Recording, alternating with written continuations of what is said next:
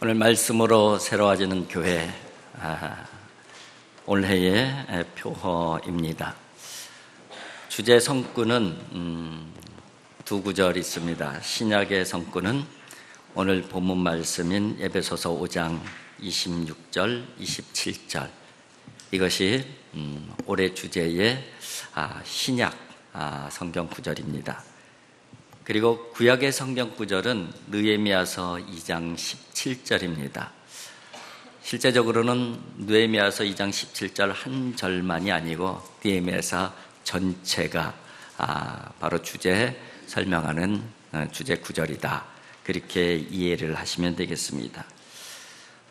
신약의 에베소서에서는 새로워지는 교회가 주제잖아요. 그러면 새롭게 하는 동력이 뭐냐? 힘이 뭐냐? 그것을 설명하는 구절이 오늘 본문 에베소서예요. 그리고 느헤미야서는 그러면은 어떻게 새롭게 되면 되느냐? 무엇이 새롭게 되면 되느냐? 그 부분을 보여주는 실사례라고 이해를 하시면 되겠습니다.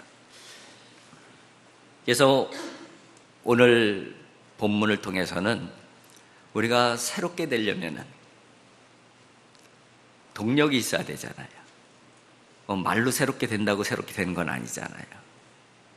그 동력이 무엇인가? 그리고 그것이 어떻게 작동을 하는가? 그 부분을 중심으로 말씀을 드리려고 합니다. 그리고 다음 주부터는 느헤미야서를 통해서 어떻게 무엇을 새롭게 만들어 가야 되는가 그런 부분들을 한 달 동안 말씀을 드리려고 합니다. 먼저 결론을 말씀을 드리고 싶어요. 결론을 요약적으로. 그리고 그 부분에다가 조금 더 설명을 해 드릴 텐데 오늘 본문 말씀에는 이렇게 돼 있죠. 26절에 이는 곧 물로 씻어 말씀으로 깨끗하게 하사 거룩하게 하시고, 하나님께서 교회를 거룩하게 하시고 거룩하게 하신다는 거예요. 근데 무엇으로 거룩하게 하시느냐? 말씀으로 거룩하게 하시고, 그렇게 돼 있어요. 그러니까 우리의 거룩함, 우리의 새로움, 그 부분은 하나님의 말씀의 동력을 통해서 이루어질 수 있다. 그렇게 말씀을 하고 있는 것이죠. 우리는 이렇게 얘기할 수 있을 거예요. 나는 매일매일 말씀을 읽습니다. 그리고 매일 주일날 와서 말씀을 열심히 듣습니다. 말씀을 열심히 배웁니다. 그러면은 여러분들은 이미 새롭게 될 준비가 되어져 있는 사람들이에요. 왜냐하면은 거룩하게 하심은 하나님의 말씀으로 그렇게 만들어 가신다고 말씀하셨기에 말씀이 준비되어 있는 사람들은 이미 새롭게 될 준비는 다 되어져 있다고 말씀을 드릴 수가 있는 것이죠.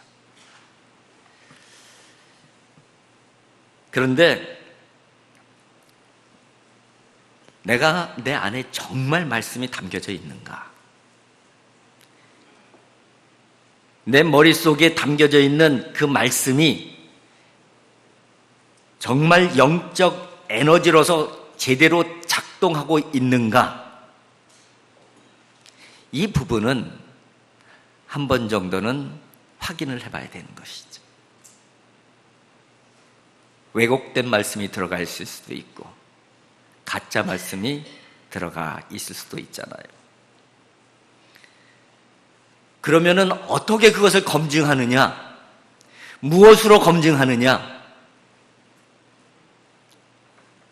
사랑으로 검증된다고 오늘 말씀을 통해서 우리들에게 제시해주고 있는 거예요. 여러분, 오늘 본문 말씀, 오늘 표의 주제인 이 말씀이 원래 전체적 맥락에서 무슨 말씀이냐면요,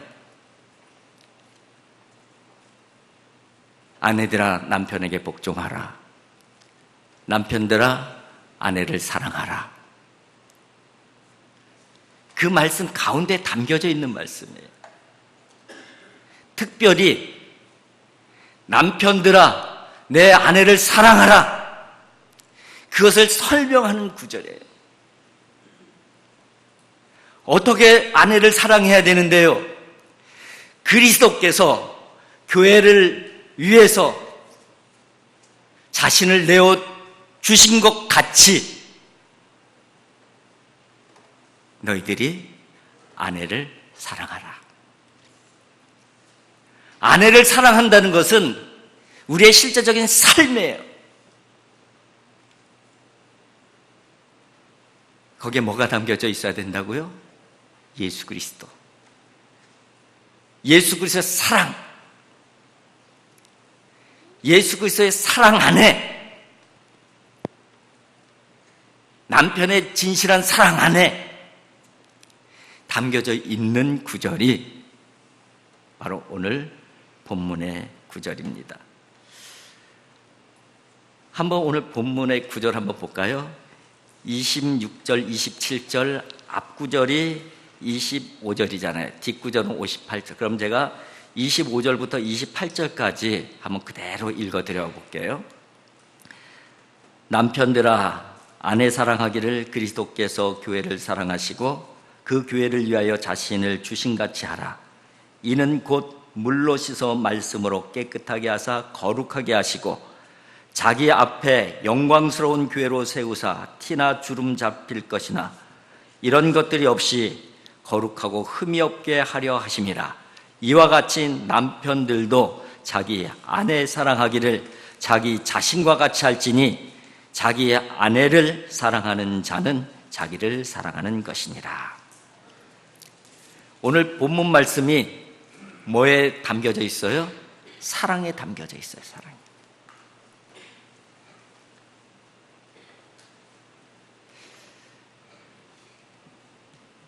핵심의 내용은 이렇게 정리할 수가 있어요. 말씀으로 새롭게 되어지는데, 진짜 말씀이 있어야 되는데, 진짜 말씀이 있으면 새롭게 되어지고 거룩하게 되어지는데, 정말 나에게 진짜 말씀이 있느냐? 그것을 어떻게 점검할 수 있다고요?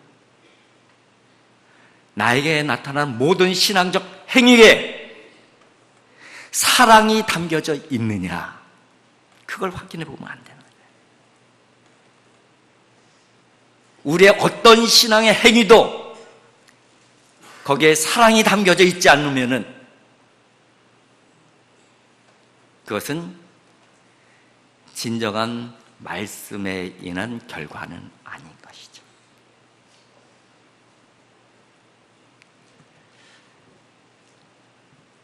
그것이 바로 이제 오늘 전체적인 요약이에요.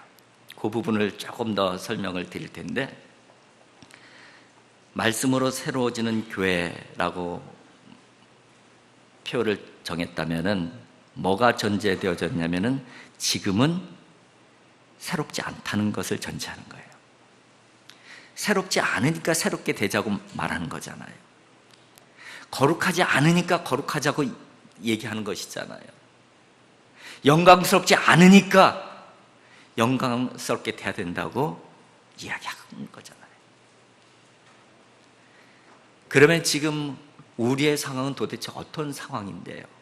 어떤 형편인데요? 통계로 보는 한국교회 현재와 미래라고 하는 아티클이 있는데, 여기에 한국교회 현재 모습을 통계학적으로 제시한 부분이 있습니다. 분석한 부분이. 4가지로 통계를 통해서 현재 한국교회의 현주소를 이야기하고 있어요. 첫째는 뭐냐면은 신앙 수준이 낮아지고 있다. 그것이 첫째 분석이에요. 한국 기독교 목회자 협의회에서 설문조사를 한 건데, 개신교 교인들을 대상으로 신앙을 4단계로 나눠서 조사를 합니다. 제일 위의 단계는 그리스도 중심층. 그래서 그리스도 중심으로 신앙생활을 하는 사람, 신앙이 좋은 사람들을 얘기하는 것이죠. 그리고 제일 밑에 4번째는 기독교 입문층, 이제 기독교에 갓 들어온 사람들, 그러니까는 성숙하지 못하고 미성숙한 기독교인들. 그런데 5년 동안 그 추적조사한 거예요. 그런데 이 기독교 그리스도인 중심층, 곧 신앙이 제일 좋은 맨 위의 계층은 5년 동안 그 추이가 크게 변하지 않아요.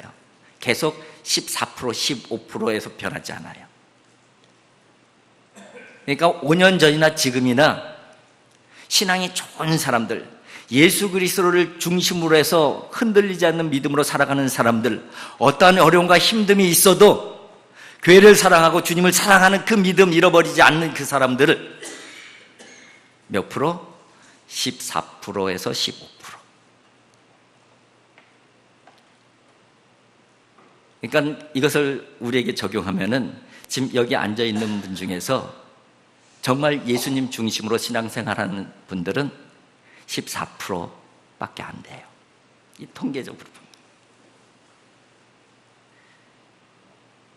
그런데 기독교 입문층은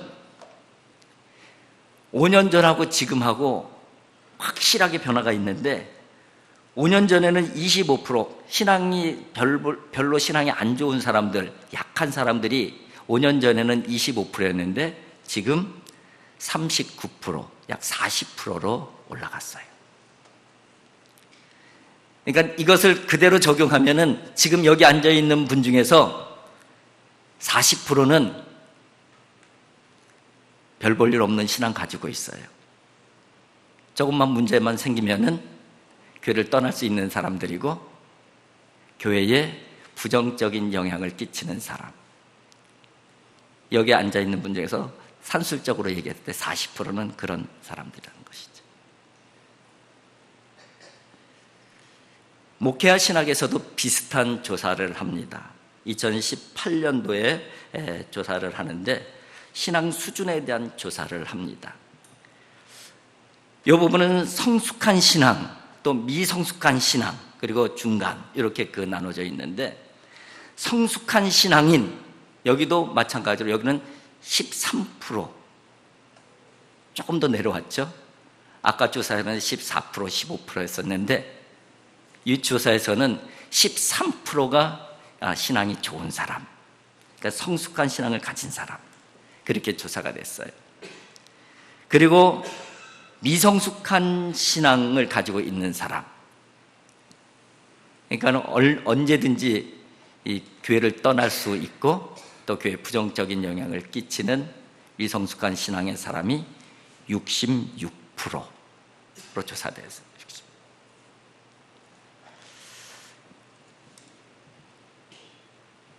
이런 상태가 교회의 현주소예요, 오늘날에.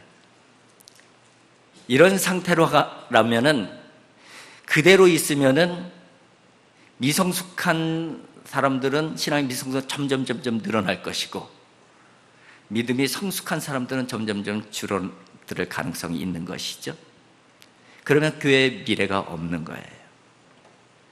그래서 우리가 빨리 새롭게 돼야 된다. 이런 상태로 그대로 있으면 안 된다. 그것이 바로 올해의 표를 정하게 된 배경이라고 이해를 하시면 되겠습니다.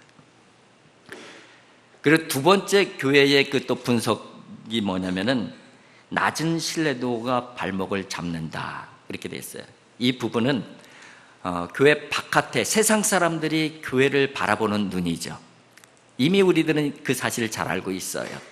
이 조사에서 보게 되면은 바로 이 개신교를 신뢰하는 사람은 20%로 그 조사가 됐어요. 그런데 그 중에서 20대 대학생 청년들이 교회를 바라보는 신뢰도는 12%예요. 그러니까 젊은이들이 교회를 바라보는 눈은 더 신뢰를 갖고 있지 않다는 거예요. 그러면은 이 상태로 그대로 있으면은 교회의 미래는 암울한 것이죠. 세 번째 분석은 지역사회 봉사에 대한 부분인데, 공급자와 수요자의 생각이 다르다, 그렇게 표현되어 있어요. 그러니까 공급자는 그냥 교회예요. 교회가 지역사회를 위해서 뭔가 열심히 봉사하잖아요, 공급자.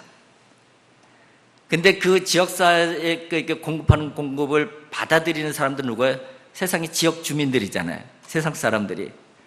그러니까 교회의 봉사, 교회의 섬김을 주는 사람과 받는 사람의 인식 차이가 크다는 거예요.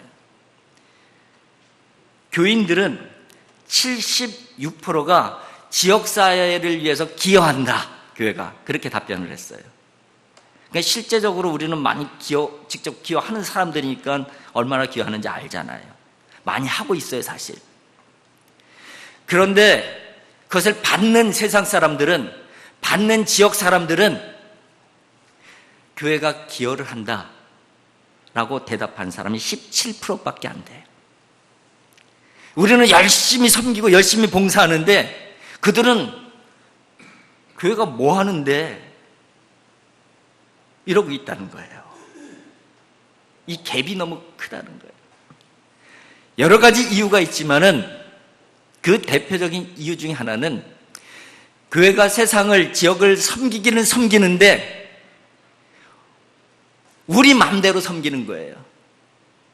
그들의 필요에 맞춰서 섬기는 게 아니에요. 그러니까 우리는 섬긴다고 섬기는데 그들에게는 그게 섬기는 게 아니에요. 오히려 귀찮고 불편하고 잘난 척하는 거로만 보이는 거예요. 그 모습이 또 이 지역사회 봉사에 관련된 분석이에요. 실제적으로 교회가 지역사회를 위해서 많이 섬겨요. 재정적으로나 또 인력으로도. 근데 세상 사람들은 그걸 느끼지 못하고 있다는 거예요. 그게 문제라는 것이죠. 그 다음에 네 번째 이 부분은, 가난안 교인이 급속히 늘고 있다, 이렇게 분석이 됐어요. 가난안 교인이 뭐예요? 안 나가, 거꾸로 하면 안 나가 교인이에요. 안 나가 교인. 나는 기독교인이라고 하는데 교회는 안 나가요. 거기에는 아주 안 나가는 사람들도 있겠고, 절기 때마다 성탄절이나 신년주일이나 나오는 사람도 있겠고, 1년에 서너 번 나오시는 분들도 계시겠고, 한 달에 한 번 정도밖에 안 나오는 분들도, 이런 부분들이 안 나가 교인들인데, 이 안 나가 교인들이, 가난안 교인들이 점점 기하급수적으로 늘어나고 있다는 거예요. 지금 가난안 교인이 200만에 육박하고 있다, 그런 조사 결과가 나왔어요. 우리 기독교인이 몇 명입니까? 한 7, 800만 명 됩니까? 그 중에서 200만이면 4분의 1이 안 나가 교인이에요. 기독교인이라고 얘기는 하는데 교회는 안 나오는 사람들이에요. 그것이 바로 현재 한국교회의 현주소다. 이러한 심각한 상황에 놓여져 있기 때문에 우리가 새로워지지 않게 되면은 교회는 미래가 없습니다. 그러니까 우리가 새로워집시다, 그 얘기를 하는 거예요. 근데 뭘로 새로워지느냐? 하나님의 말씀으로 새로워집시다. 하나님의 말씀 있는데요? 그 말씀 진짜야? 진짜 백이 말씀이야? 검증해봤어? 어떻게 검증하는데요? 여러분들의 신앙 행위에 사랑이 담겨져 있는지, 사랑이 배어 있는지, 그거 한번 확인해 보라는 거예요. 그것이 바로 오늘 본문 말씀의 핵심적인 내용입니다. 하나님께서는 교회가 새로워지기를 원해요. 근데 새로워지는 교회를 오늘 본문에서는 깨끗함이라는 단어로 표현하기도 하고 거룩함이라고 하는 단어로 표현하고 영광스러움이라고 또 하는 단어로 표현하고 있는 것이죠. 여러분, 깨끗함 이 부분은 물로 씻어 말씀으로 깨끗하게 되었다, 이렇게 표현되어져 있는데, 물로 씻는다는 건 뭐하고 연결되냐면은 세례하고 연결이 되어 있는 거예요. 세례는 뭐하고 연결이 되어 있는 거냐면은 죄사함의 확신과 연결이 되어져 있는 것이죠. 그러니까 죄사함의 확신, 구원받은 확신, 이 부분이 깨끗함과 연결되어져 있는 내용이에요. 그리고 거룩함은 하나님의 대표적인 속성이에요. 내가 거룩하니 너희도 거룩하라. 하나님의 속성이 거룩함이 대표적인 것이죠. 그런데 하나님의 속성 중에서 우리에게도 있는 속성이 있어요. 하나님의 형상으로 지음받은 사람들이기 때문에 그것을 신학적으로는 공유적 속성이라고 얘기해요. 그 공유적 속성이 뭐예요? 하나님의 속성인데 우리에게 있는 그 거룩한 속성이 도대체 뭐예요? 그게 바로 사랑이고 공의이고 진실이고 정직이고 온유이고 겸손이고, 성경에서 수도 없이 강조하는 신앙의 내용들이죠. 영광스러운 교회. 영광스럽다는 것은요, 하나님과 하나님의 나라를 설명할 때 대표적인 수식어가 영광스러움이에요. 영광의 하나님, 영광스러운 하나님의 나라. 영광스러움이 있다는 것은 교회가 이 땅에 발을 딛고 있지만은 하나님의 영광스러움이 담겨져 있다는 것이고 하나님 나라의 모습이 담겨져 있다는 것을 의미해요. 근데 지금 그것이 희미해지고 있다는 거예요. 그러니까 이것을 회복해야 된다는 것이죠. 뭐로 회복할 것인가? 말씀으로 회복하자. 왜 말씀으로 회복하자고 하느냐? 예수님께서 그런 말씀을 하셔요. 바리새인과 서기관들에게. 입으로 들어가는 것이 사람을 더럽게 하는 것이 아니라 입에서 나오는 것이 그 사람을 더럽게 한다. 입으로 들어가는 것이 더럽게 하는 것이 아니라 나오는 것이 더럽게 한다. 근데 입에서 뭔가 나오는 게 다 자꾸 더럽게 된다는 거예요. 근데 이 속이 어떻다는 거예요? 속이 더러운 것으로 가득 차 있으니까 입으로 더러운 것이 나오는 것이죠. 결국 입에서 더러운 것이 나온다는 건 속이 더럽다는 것을 의미해요. 누구를 빗대서 말씀하신 거예요? 바리새인과 서기관들을 빗대서 말씀하신 거예요. 그들은 겉은 깨끗한 사람들이었어요. 겉은 의로운 사람이었어요. 겉은 누구보다도 신앙생활에 철두철미한 사람들이었어요. 그런데 예수님께서 말씀하시기를 널 입에서 나오는 것이 너희들을 더럽게 할 것이다. 곧 너희들 속을 보라고 말씀하고 있어요. 겉이 깨끗한 게 중요한 것이 아니라 너희들 속이 깨끗한가를 보라는 거예요. 그 속은 깨끗하지 않죠. 왜냐하면 진짜 말씀이 들어있지 않아요. 그들은 율법이라는 하나님의 말씀을 간직하고 있지만은 그 말씀이 하나님의 말씀으로 작동하지 못하고 있다는 거예요. 그 말씀이 복음이 아니라는 거예요. 그래서 그 율법이 그들 안을 다 더럽혀 놨어요. 그래서 그들에게 나오는 것은 예수님께서 보실 때는 다 더러운 것만 계속 나오고 있는 거예요.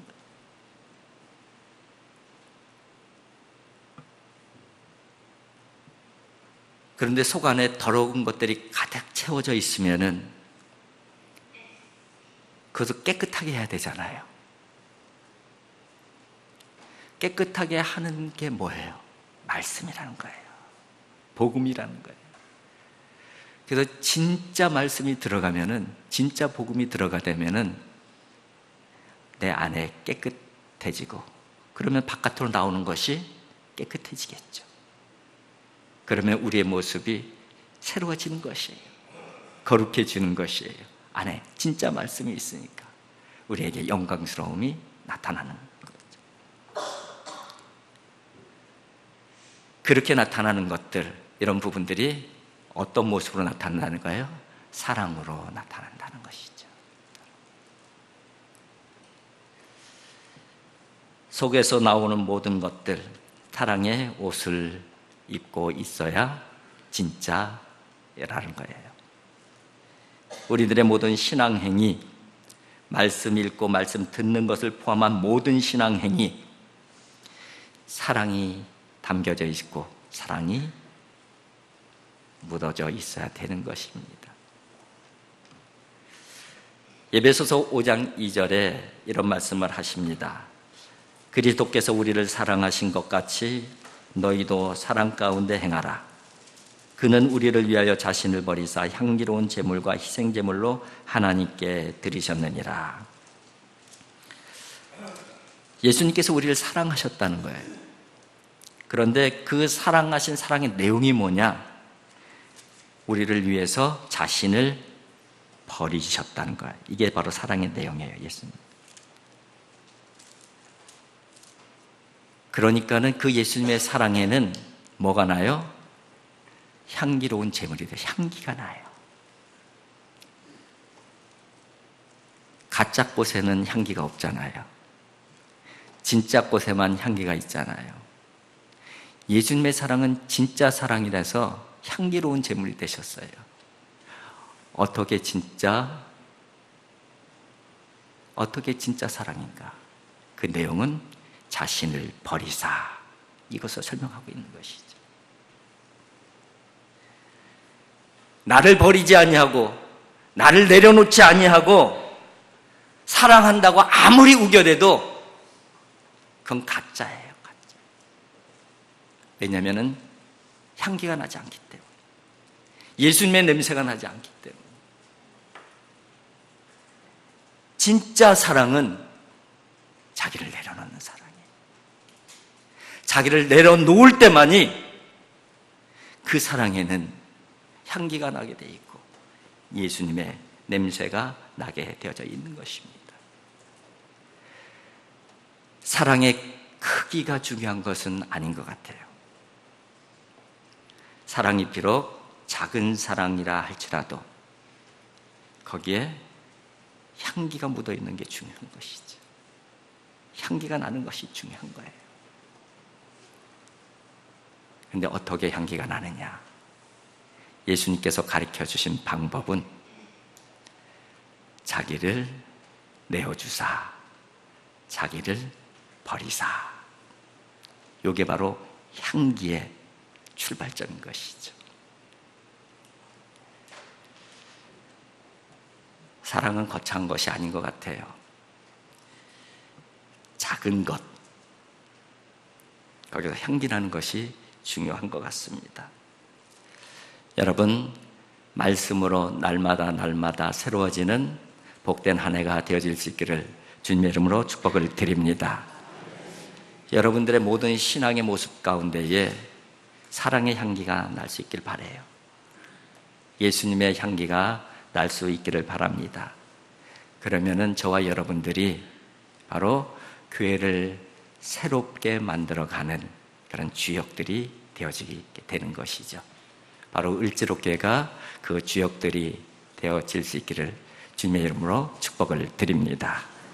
기도하겠습니다. 사랑의 아버지 하나님, 감사합니다. 아버지 하나님, 참으로 이 시대에 세워진 교회는 새로움이 언제보다도 필요한 시대임을 저희들에게 말씀하여 주셨습니다. 그대로 있으면은 저희들이 정말 교회가 아닌 모습으로 추락할 수밖에 없사오니 새롭게 되는 역사가 있게 하여 주시옵소서. 말씀으로 새롭게 하여 주시옵시고 저희들 모든 신앙의 행위 가운데 주님의 사랑이 담겨져 있게 하여 주시옵시고 주님의 향기가 담겨지게 하여 주시옵소서. 예수님의 거룩하신 이름으로 기도하옵나이다. 아멘.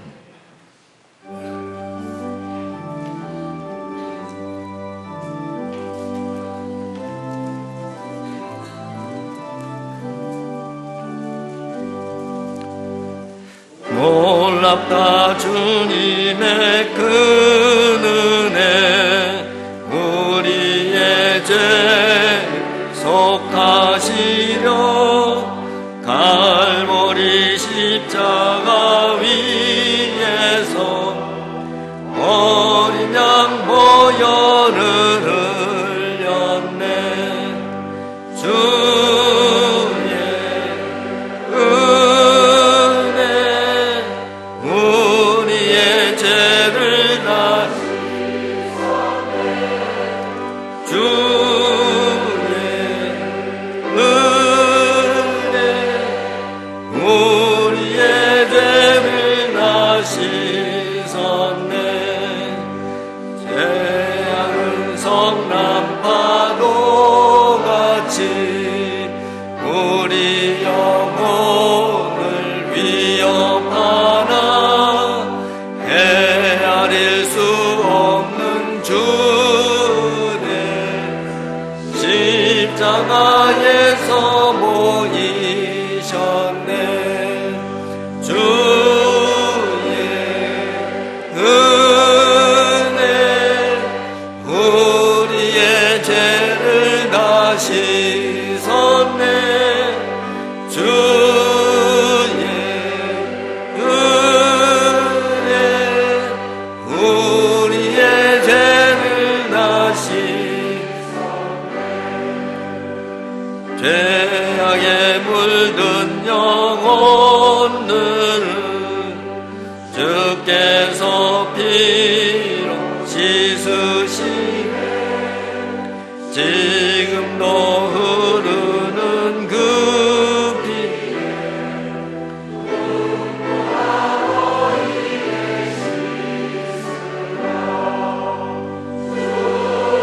은혜 우리의 죄를 다 씻었네.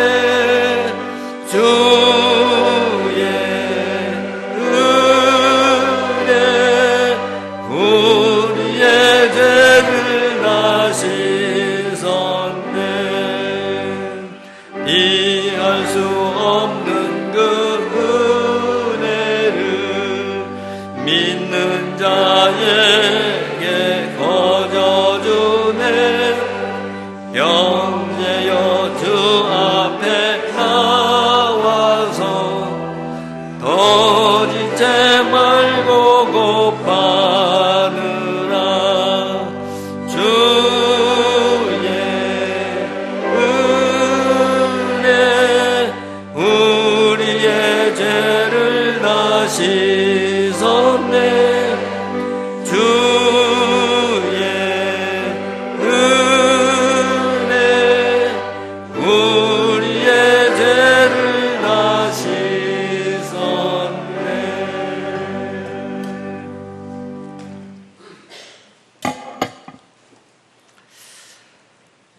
신년주일에 주님께서 자신의 살과 피로 차려진 식탁에 우리를 부르셨습니다. 이 거룩하고 은혜로운 식탁에 우리 모두 믿음과 기쁨과 감사함으로 참여할 수 있기를 바랍니다. 내가 너희에게 전한 것은 주께 받은 것이니 곧 주 예수께서 잡히시던 밤에 떡을 가지사 축사하시고 떼어 이르시되 이것은 너희를 위하는 내 몸이니 이것을 행하여 나를 기념하라 하시고 식후에 또한 그와 같이 잔을 가지시고 이르시되